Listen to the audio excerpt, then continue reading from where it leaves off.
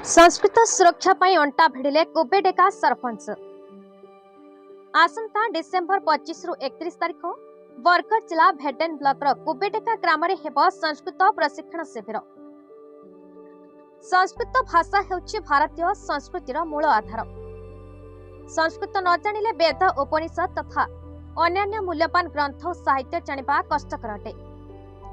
संप्रति एही भाषा लोकलोचन को दूरे जाउथिबा बेले एही भाषार गुरुत्व और प्रासंगिकता एबे भी रहितिबा हृदयंगम करी बरगढ़ जिला भेडेन ब्लॉक अंतर्गत कुबेडेका ग्राम रे संस्कृत भाषार सुरक्षा और संस्कृत भाषा को जानिबा पई स्थानीय सरपंच जन्मेजय मिश्र उद्यम और अध्यक्षतार कुबेडेका पंचायत उच्च विद्यालय परिसर में संस्कृत भाषा प्रशिक्षण शिविर आयोजन पर एक प्रस्तुति बैठक अनुष्ठित हो जाइछे।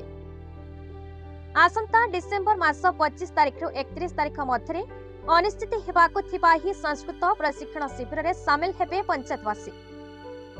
तेबे सबुठ बड़ कथा उक्त पंचायतर विभिन्न ग्रामर संस्कृत और संस्कृति प्रेमी एई बैठक रे जोग दे एई शिविर आयोजन करबाकु निष्पत्ति नैथिबा बेले संस्कृत भाषा प्रति जनसाधारणक मध्य रहिथिबा अनुरक्ति एही बैठक रे प्रतिफलित होइछे।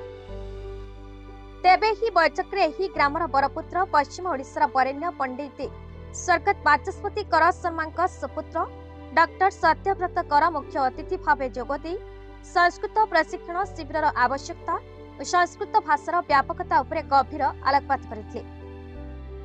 अन्य मानक मध्य अध्यापक अजित कुमार पंडा, डॉक्टर डोलामणि शतपथी, पंडित प्रियव्रत कर, सुशील कुमार शतपथी, मनोज शतपथी, पंडित तेजराज शतपथी, प्रधान शिक्षक रुद्र नारायण साहू, स्कूल परिचालना कमिटी अध्यक्ष अजित प्रधान प्रमुख जोगदे संस्कृत भाषा धीरे धीरे लोकलोचन को दूरे जाउथिबा बेले किपरि लोके संस्कृत भाषा को जानिबे और संस्कृत भाषा बुझिबे पुणी संस्कृत भाषा प्रति आग्रह देखाइबे ताहा एही शिविर आयोजन मुख्य लक्ष्य बोली सूचना प्रदान करिथे।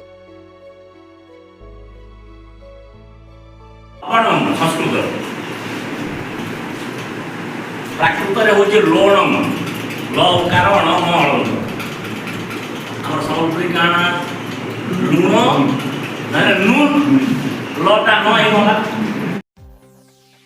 बरगढ़ जिलार टिकलाल त्रिपाठी रिपोर्ट, भारत न्यूज।